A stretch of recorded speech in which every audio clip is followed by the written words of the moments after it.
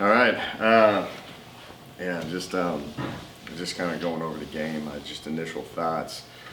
Um, that's a very explosive team that we're playing. We talked about that all week, and I thought they came out and they hit us for a lot of plays in that first half, especially when you go in 35-10. You got to give them a lot of credit. That was something that we addressed all week. It was about you got to keep playing.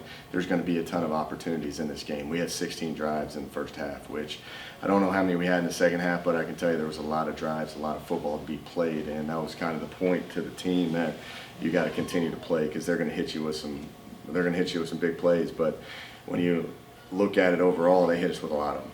I think you look at the stats, they were 7 for 7 in the red zone. Probably, all of them were touchdowns. We didn't even hold them, I don't think, to any field goals, I don't believe, just off the top of my head. We ended up defensively, had some breakdowns, but a lot of those big plays occurred on third downs. We got into third and long situations, and they ended up, hitting us for some pretty big plays. That's just kind of what it goes to. Like you see offensively, you can't have 4 turnovers, a pick 6. It's just a lot of up and down play on that side. I thought they had their moments, but you look at people saying that you scored 27 points in this game. That's not what your offense normally does. Well, in that type of game and that style of team, they're going to turn it into shootouts, and we got to score more points. Obviously, the defense is going to have to find ways to hold them to field goals, and you can look at that, but you should have a lot more yards and you should have a lot more points in that game, in that setting, because that's the style of game that Troy plays. They're going to turn it into shootouts, and we're not capable of that right now, obviously. That was similar to what I had to experience with in the Big 12. In the Big 12, and when you're playing a team like Oklahoma or Oklahoma State, and you better score 45 points if you want to win that game. And you look at the end of the day, I thought we had a lot of mistakes, a lot of penalties. I don't think they had very many penalties. We had a lot of holdings, some PIs, just some things that kind of hurt us and put us behind the chains. So I'd say overall we were sloppy with penalties. Got to eliminate the explosive play. We still got to understand momentum swings, and when we get into shootouts, we got to be able to respond. That's the style of play. I want to thank these seniors. You got 22 of them. Been through a lot. There's a lot of ups and downs in that locker room, but I think that group of kids is strong. They're resilient. Just hate to see the look in their eyes right now, but they won 3 games here at Wacker Field, and it's something that when we look back there, we're going to end up saying that they built something special. But wish we could do something different. Wish we would have had a good win for them, but just want to thank them for the time here. Now we still got 2 more games to go fight. That's the whole thing. There's a lot of down heads in there. Last time they're going to strap it up in Bobcat Stadium, but now it's the time to go and fight an App State team and try to end this. Make some memories out there and try to win some games. That's what this is about. They've won 3. We need to see if we can win 4. So, any questions?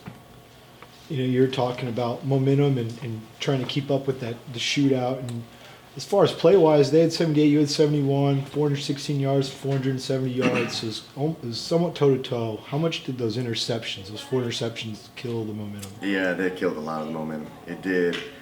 But if you look at how they played, they were trying to run as much clock out in that second half. They were putting in their backup quarterback. Where I look at us offensively, we were moving the ball, but we could have been more efficient with what we did. You got to be able, to me, you talk about 71 snaps. I think we should have had around 90 in this game. When you look at it. But turnovers are not as crazy in this style of game.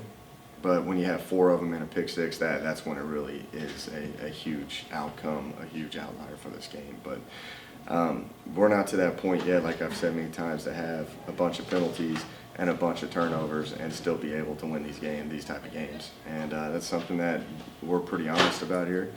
The kids, what I told them in the locker room at the end of the game, they know where we stand. And they know that they wish they had a lot of plays back, and we got to play better together and understand momentum swings, and we can't beat ourselves. And, the thing I do give them credit, they fought all the way to the end. But again, I don't think you can look at any game ever with 4 turnovers and it really expect to have a win as an outcome. You know, Caleb Barker on the other side, career high in touchdowns, pretty good game. He's pretty good. How would you assess his performance at the quarterback position? I knew he was really good going into it. You know, I enjoyed it. You know, I'm a big fan of quarterback play, so I enjoyed watching him play. He's just a veteran. He knows where to go with the football. We had some great coverages at times, and he was in there putting it in there, you know, which is difficult to do, especially down the field, stepping up in the pocket at times. We got him to move, and the guy still delivers an accurate football. You know, I have a ton of respect for that kid and what Coach Lindsley does offensively, because they're on the same page. They know he knows where to go with the football, and you know, you can see like a lot of those big time plays happened on critical downs. I think they scored on 3 third downs, and I think they're longer situations or goal line situations as well. So yeah, that's a really good player. He's pretty much got my vote for the best one in the conference. Overall, how would you rate your defense's performance today? I thought that wasn't what they normally, they're the standard of play that they have. You know, I thought that they had their moments, you know, but, you know, you can't have, 56 points scored on you like that, you know, and at least try to hold them to field goals. You know, that's not the standard we have. I know that the defense is holding their heads down right now, you know, the staff included. You know, I think there's a lot of calls that they want back, but, you know, overall, I don't think the defense played very well. You know, we saw the senior ceremony at the beginning of the game, 22 players. One player that they didn't name was Hal Vinson, but he was still in pads on the sideline. Is there a red shirt playing with him, or something I missed about his senior classification? Hal's going to red shirt and come back next year. So, Okay. That was something that we've been working around all year. You know, I think Hal's got one more game left to play out of the 4. So we decided to utilize him for the App State game because it's more of a heavier set, which that's going to be great for the future. It is, just because you initially get here and you have 8 senior linebackers. And so you kind of look at there's going to be a recruiting void there. But with Gavin Graham and his knee injury and coming back, and then now you have Hal Benson coming back from a red shirt, it's starting to build us a little bit more depth for the future. And Hal's all for it. Hal wants to play. But like when you're ever stuck in a situation where you have 7 other senior linebackers that have all played a lot, like you kind of get lost in the mix. So now he's kind of worked himself into a spot where he can be a very critical player for us next year. But health-wise, you know, we saw some guys go out like Jaden Smith, Dylan Jantz, JT Taylor, and they some went back in the game. Or Yeah. How are you health-wise? I don't know where, Dylan ended up having a concussion. So concussion protocol, he was pulled out. Jaden got rolled up. I think he tried to go. I don't know how severe that is. He ran off the field, so that's a positive. I don't know the severity of, his ankle injury. JT and AT. JT came off, but ended up finishing again. He went back in the game. AT got rolled up again. I hope it's not that same ankle that he's had trouble with, but nothing too crazy. But we'll see when they wake up tomorrow. Yeah, and you had some guys return. We saw Hiltz out there. We saw Twyford come back. Is Shareed still out? And which guys are still out that you didn't get held back today? K-Dot's out. He's kind of a week-to-week type of guy. We'll see where he's at, next week. He's practicing, but he's still not full strength yet. Who else? You taught Twyford.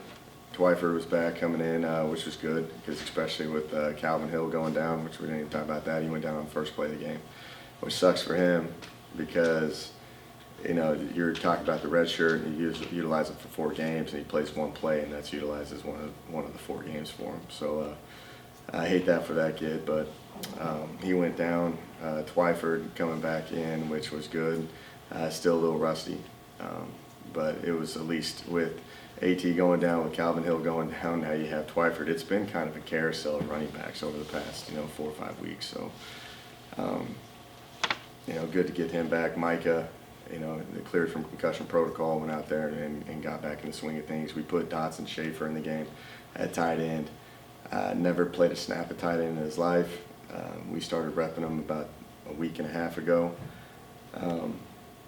Just because we're limited on numbers, but Dotson is a tough kid, and again, there's so much depth on defense. You know, we pulled him over to see if we can help the offense out. You know, I don't know how he played, but you know, we feel confident enough to put him in there. Today? Do you have I'm sorry. Do you have injuries at tight end, or like with Callaway, or is anybody hurt? Is that why you're playing Callaway, Johnson? he's been up and down. He's been hurt, you know, with an ankle injury. I think he's back. He's not full strength yet, but he's back. With Micah being out and then Blake Aragon going back in, Hunter Abear's out. So it kind of just went through some depth. You know, if you look at Blake and Micah, they're more of receiving tight ends, where when we end up wanting to establish the run game, that's why we brought Dotson over. Today's loss, coach, takes you out of bowl eligibility, but do you feel like you got a group in there that will play with a tremendous amount of pride and character in these final two? Yeah, I think they will. You know, the thing about it is we're going to find the guys that want to go out there and play. You know, and I think this is a group of kids that want to play and enjoy their last two games. You know, like you have 22 seniors, but, you know, we're still trying to build a program here, you know, and you're going to start seeing some guys play, you know, like guys like Dalton Cooper up front, you know, just to start getting him some experience. You know, it's a great opportunity to go out there and cut it loose and develop for the future and still just play some guys out there. I think every senior got in the game tonight. You know, there's times where we were punting in certain situations to get some of these seniors in, to get them some reps at Bobcat Stadium on their last game. So, but I think these kids are going to go out there and fight. I really do. I've never questioned that one time about these kids and the effort that they play with. And, you know, they'll go out there and have some fun, I believe, you know. But we're still going to keep working on building the program, and this is a critical time where we can play, you know, guys that are going to end up being important, you know, key role guys for us next year. And is there a message or something that the guys coming back can learn about today, the importance of senior day? Obviously it wasn't a sold out crowd, but the message would be, you know, these home games are important. In November, we want to be meaningful games. We want this place packed. So in the future, we need, as part of building this thing, let's learn from this and take this and say, hey, we want butts in the seats, and we're going to make this thing work because they believe in you and they Exactly. And you know, I think that this university knows and the fan base knows where we stand and like how hard we're going to work here. And because I do believe this place is going to take off. I do. And you know, I think that, you know, the more support, the more people that come to games, the more the energy, the more excitement. It's going to help with recruiting. It's going to help with where we're at. You know, I think it's just something that we're going to build, and I think we're going to look back, and it's going to be a place that's going to be tough to play. I'm saying we won 3 games here. I do think that our kids play pretty good at home. They do. They didn't today, but you know, that I want this fan base to understand that, you know, we're going to keep fighting here. You know, and there's a lot of optimism and there's a lot of positive things here in the future, and we need everybody that is a Bobcat fan, supporter, alumni, to always come out and show the passion that they want, and you know, and be upset if we lose games. You know, like I want that. You know, but understand that these kids are going to keep fighting, and we're going to keep fighting, and we're going to keep building this, and until this thing takes off. Anything else? All right. Thank you, Coach. Thanks, Coach. Appreciate it. Thanks, Appreciate it. guys. Always appreciate it. Absolutely.